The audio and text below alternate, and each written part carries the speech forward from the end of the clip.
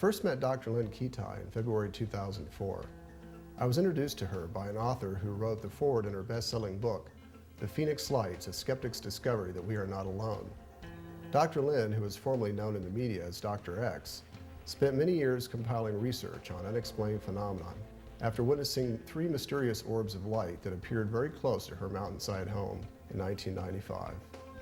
I met Lynn for lunch and she presented me with a notebook filled with numerous photos of anomalous light she witnessed and photographed. As I looked through her photos, I became more and more convinced that we had the makings of a good documentary, although at the time I wasn't really considering anything other than a 20-minute short film. After a series of emails over the next month or so, Lynn surprised me by quickly assembling dozens of witnesses and experts, and we decided to move forward with the project. Lynn and I basically produced this film out of our own pockets, and what started out as a short film evolved into a feature-length documentary.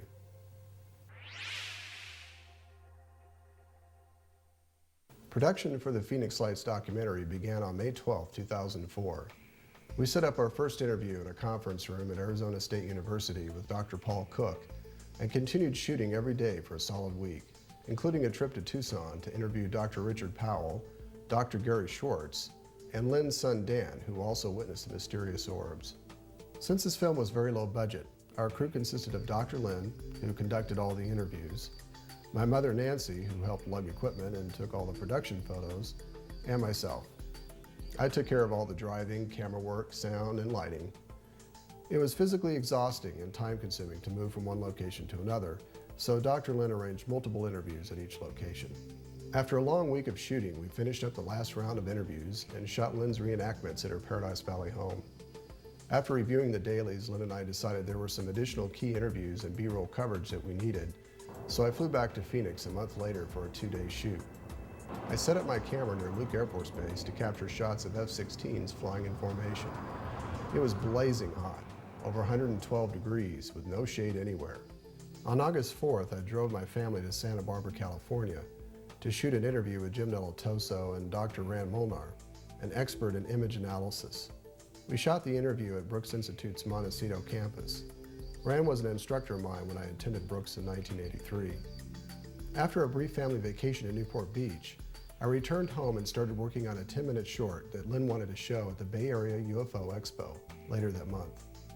Lynn was a keynote speaker at the expo, and I barely finished the short film in time for the event where the Phoenix Lights documentary made its first debut. It was the humble beginning for what was to become a feature-length documentary that overall took nearly 4 years to complete.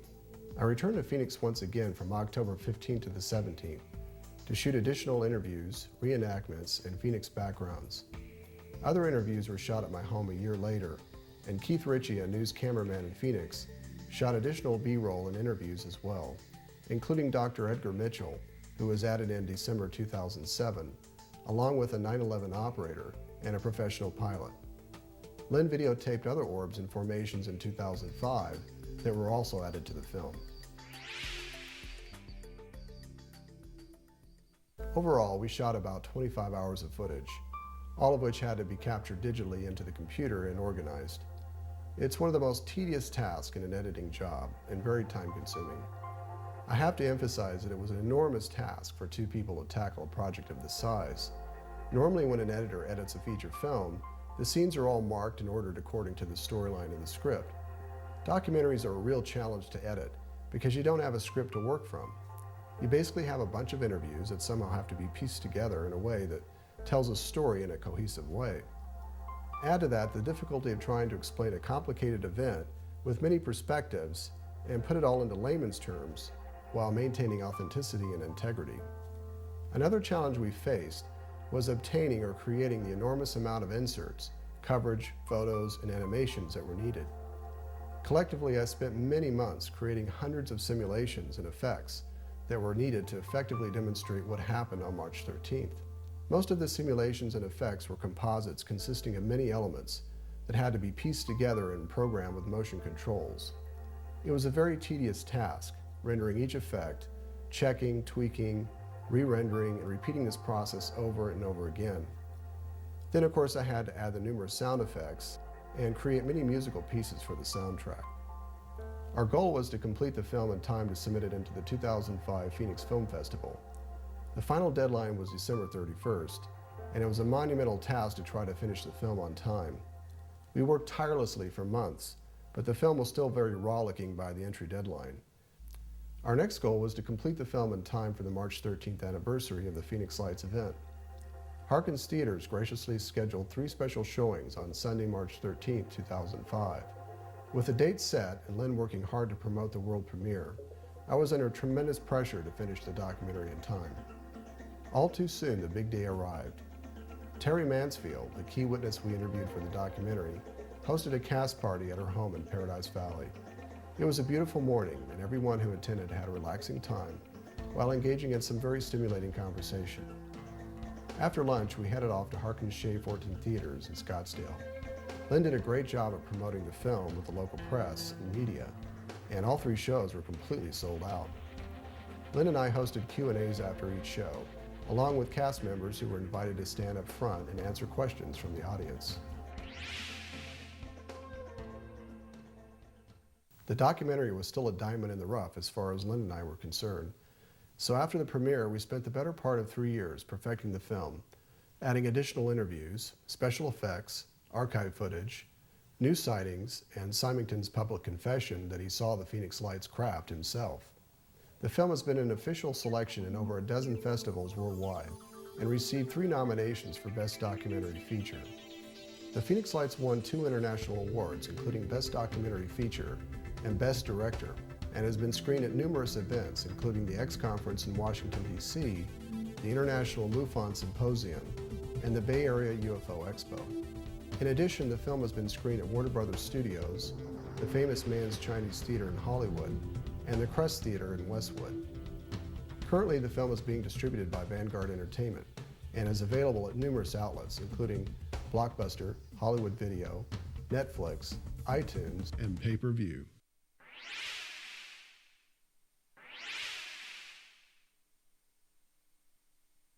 The Phoenix Lights event has become the subject of great debate in the UFO community, primarily due to many confusing facts and myths. First, to avoid any confusion, we need to classify the Phoenix Lights into 2 categories.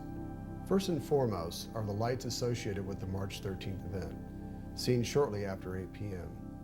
The lights appeared to be fixed to a large V-shaped or triangular-shaped craft. There are varying witness descriptions of different light arrays, patterns, and number of lights, which could suggest the possibility of multiple craft, or a singular craft that changed as it flew across the Arizona skies. Witnesses all unanimously agree that the craft, or multiple craft, were completely silent and flew very close to the ground. One craft was over a mile wide, according to hundreds of documented witness accounts. The second category of Phoenix Lights are the luminescent amber orbs that randomly appear individually, in pairs or groups. They can appear together in rigid formation or separated by miles. They do not flicker or emit any smoke trails and remain perfectly fixed in their position relative to each other and the ground. Dr. Lynn personally observed these anomalous lights very close to her mountainside home. It was startling and it was amazing.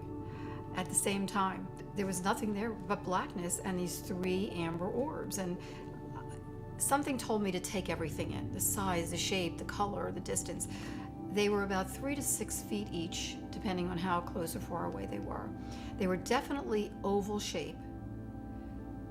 And the amber color within each orb, and I call them an orb because the light did not extend outside the edge at all. It was totally self-contained. It was very uniform, amber color. My wife Fran and I observed these anomalous orbs in November 2005 from a 737 departing Phoenix Sky Harbor Airport. It was around 8:15 in the evening, the same time the Phoenix Lights event occurred in 1997. 2 amber orbs suddenly appeared out of nowhere in a side-by-side formation. They were visible for about a minute or so, then faded out as 3 F-16s from Luke Air Force Base flew by.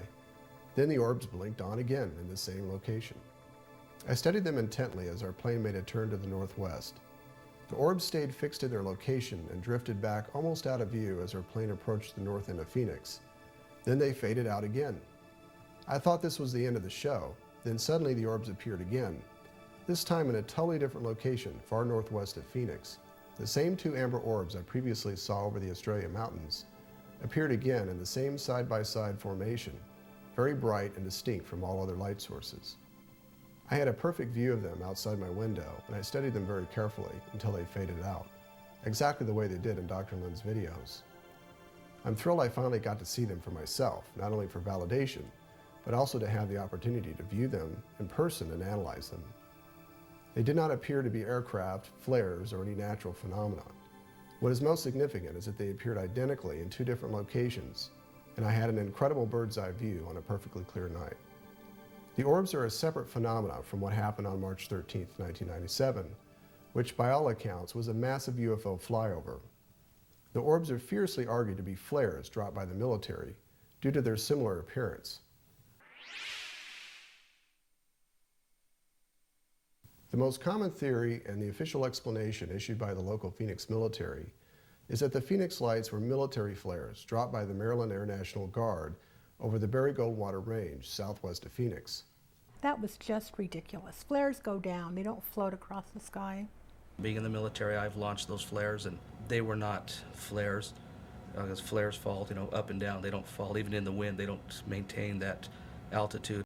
Their flare drop does not coincide with the mass sighting witnessed by approximately 10,000 people across the state of Arizona and in locations all over Phoenix earlier that evening. These lights up here represent aircraft flares. If you notice, they're not in any straight line. They vary in distance between each other. And if you look at the top, you can see the smoke. As the flare falls, it leaves a trail of smoke above it from the burning magnesium in the flare. Flares are moving relative to each other. They're moving at different speeds.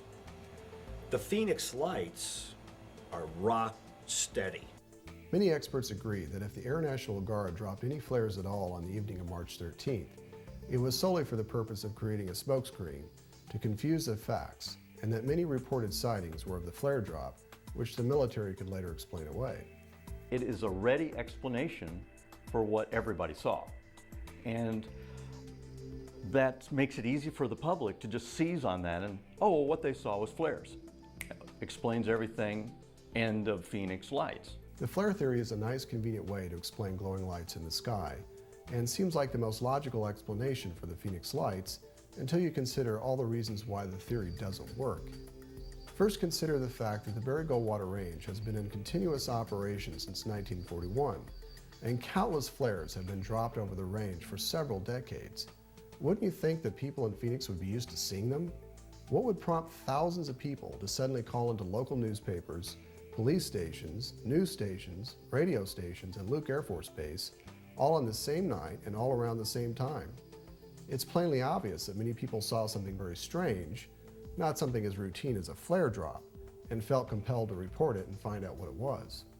The biggest hole in the flare theory is that it completely contradicts thousands of eyewitness testimonies consistently describing a massive V-shaped craft flying slower than the stall speed of a small plane, totally silent and very low to the ground. Some witnesses were directly underneath as the craft flew over.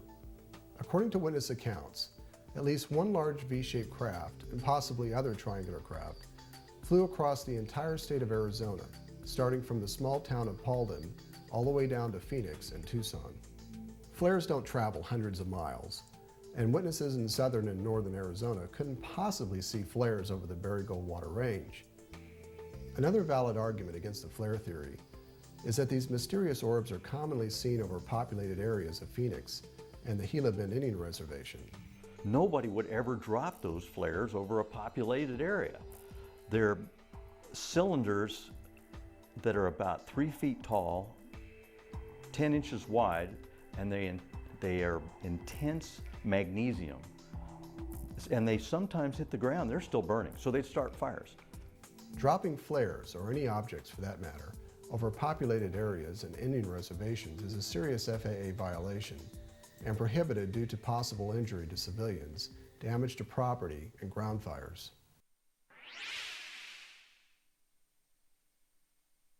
Another common theory is that experimental government aircraft are responsible for the Phoenix lights.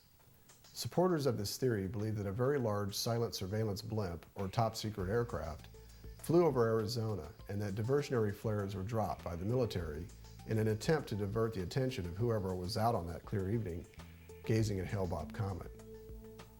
When considering this implausible theory, one must also consider many obvious questions. If this was indeed a top-secret military blimp, why would they fly it at a dangerously low altitude, right over a major city in full public view, endangering millions of citizens on the ground and in the air, rather than fly a course somewhere over the thousands of square miles of uninhabited desert surrounding Phoenix? If they flew it over the desert, they wouldn't have to bother with diversionary flares or worry about the risk of crashing into a populated area. I don't think it was the military doing this. It doesn't pass the common sense test. Why would you create a huge, slow-flying craft that's radar stealthy and then go out and fly it over a population center with all the lights on to validate that it can be seen by the naked eye? Doesn't make any sense. Another point here is that a mile-wide blimp would literally collapse under its own weight. Even if the military could build such an enormous blimp, why would they? Sure would make an easy target in enemy territory. And imagine how much gas it would take to fill one up. And why would they continue to deny its existence? There's nothing top secret about blimps or their use, certainly not compared to stealth technology and other defense projects that are already in the public domain. The bottom line to all this is, if it was an aircraft that flew over Phoenix in 1997, top secret or not, the public would have known about it a long time ago. Every major airport in the country that has scheduled airline service is surrounded by Class B airspace, a protective zone that extends 30 miles out from the center of the airport. No aircraft, including military aircraft, can enter Class B airspace without communication and clearance from the air traffic controller. Upon entering, pilots are issued transponder codes and are safely vectored to and from the many airports that are within their busy airspace. Pilots are closely monitored by ATC at all times to avoid mid-air collisions. Whatever flew over Phoenix on March 13th severely violated Class B airspace when it entered without communication and ATC clearance, violated minimum safe altitude requirements, and flew right across the final approach course of Sky Harbor Airport, one of the busiest airports in the country. It also went undetected by radar, which completely kills the blimp idea and all other conventional aircraft for that matter. Skeptics still continue to throw out ridiculous theories, everything from swamp gas to weather balloons, but none of these theories stand up to scientific scrutiny.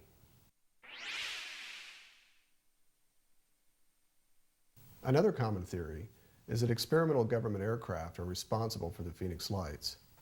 Supporters of this theory believe that a very large silent surveillance blimp or top secret aircraft flew over Arizona and that diversionary flares were dropped by the military in an attempt to divert the attention of whoever was out on that clear evening gazing at Hale-Bopp comet.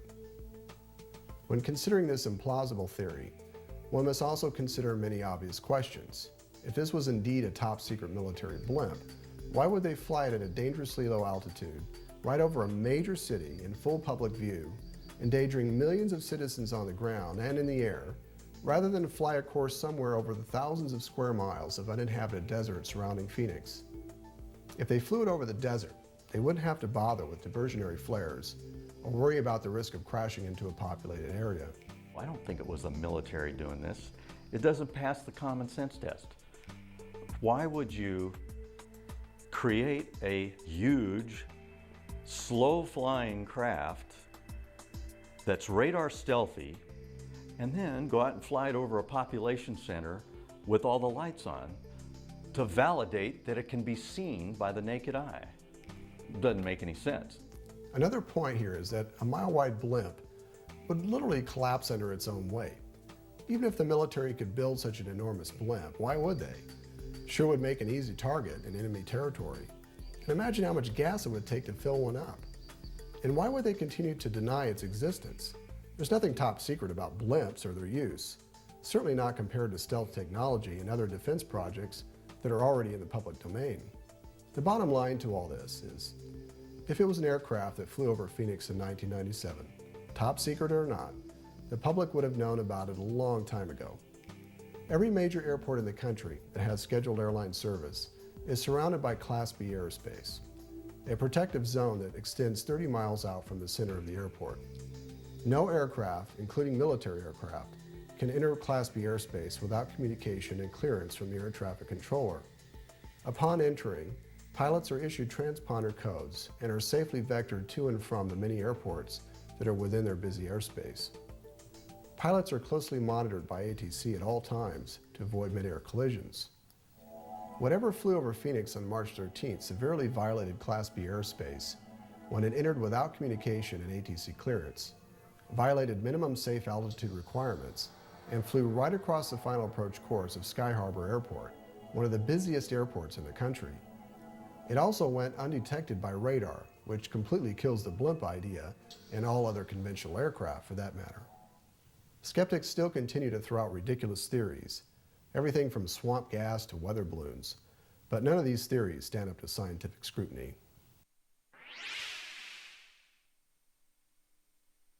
Scientific American, July 1997, a few months after the Phoenix Lights, had a 10-page story about gamma radiation bursts that were seen by the Lucilla telescope in Chile and the Hubble telescope on March 13th, 1997. Never mentioned the Phoenix Lights, of course, but that these gamma radiation bursts were so rare and so unique, and here they were on March 13th, and the first imaging seemed like they were 450,000 light years away. 20 minutes later, the images seemed like they were in our solar system. And inside that gamma ray burst was a bright point of light, and inside that bright point of light was a somewhat elongated background object. Man, when I read that, I mean the hair on the back of my neck stood up. Same night, some other unusual things happened. Communication satellite knocked out. Gallium arsenide chips instead of silica, so it should not have been knocked out by radiation or anything. Knocked out, destroyed. The Misty 3 takes pictures of incoming objects. So if we got a gamma ray burst with a somewhat elongated background object and it's heading towards us, we have satellites out there that are taking its pictures and sending it to NORAD, or the U.S. Space Command.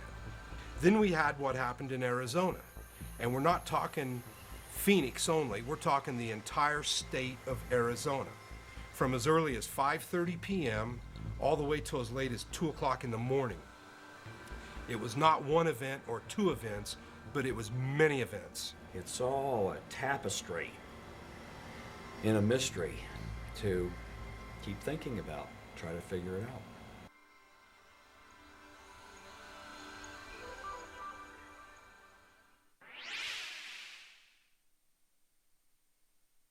Once you rule out all possible natural and man-made explanations for the Phoenix Lights, there is only one explanation that, despite what the debunkers say, cannot be conclusively ruled out. Perhaps we are being visited by our cosmic neighbors, stopping by to check us out. If you consider that the universe is full of life, we are just another race of beings, nothing special. Other more advanced species of life could certainly observe us, just as we observe most of the life forms on this planet. Considering the trillions of planets in our own galaxy, the hundreds of billions of galaxies in the universe, and how rugged, diverse, and adaptive life is, there's virtually no scientific or logical probability that we are alone. In fact, there could be civilizations out there millions or even billions of years ahead of us. We don't know who is really out there or what their capabilities are, so anything is possible. For many people, seeing is believing, but until we have open contact, there's nothing wrong with keeping an open mind. I fully believe that we're not alone, and have for many, many years, even though, but at the time I went to the moon, it was the conventional wisdom, both in science and theology, that we were alone in the universe. Over the past few years, I've spoken to many witnesses and UFO experts, and personally witnessed 2 independent sightings. There's no doubt in my mind that we're being discreetly visited. The big question ultimately boils down to who is covering it up and why. The more you look at the evidence, the more obvious it becomes that the truth about extraterrestrial presence has been intentionally covered up for a long time. We have to remember that right after World War II, the Army Air Force was separated and became the Air Force, a separate branch of service. And that the OSS, which was the Office of Special Services, was disbanded and eventually became the CIA. So that here was a major military organization and a major intelligence organization, totally in disarray, new founded, didn't know what they were doing after World War II, and not really reorganized yet. And as a result of that, the President Truman at that time convened a very high-level committee to examine this alien or UFO phenomenon. They did come to the conclusion that it was alien, and the military rightly came to the conclusion, if they're hostile, there's nothing we can do about it. Therefore, their choice was to deny it and to hush it up and create the National Security Act of 1947, which validated that deception and covered it up and allowed the group to go underground, as it were. And we've been living with that now for 50 years. It is really the beginning of the whole cover-up, the entire denial of this phenomenon. I believe that we're getting very close to the truth being exposed, and that's why it's so important for everyone to at least keep an open mind. At some point, we have to consider the possibility of joining our vast cosmic community. The potential benefits are far more reaching than any one of us can imagine. Huge advances in technology and medicine, free energy, universal knowledge, and evolution to a more spiritually enlightened society where war and violence is virtually eliminated. It's important that we look at our civilization, our place in history, use our tools of science for greater understanding, to promote the greater good, and that's what it's all about. The big question we should be asking is, how do we transition to a highly spiritual and peaceful race with total openness and integration into a vast cosmic society? The transformation will be a challenging one, and I believe it's a process that every civilization must face at some point in its evolution.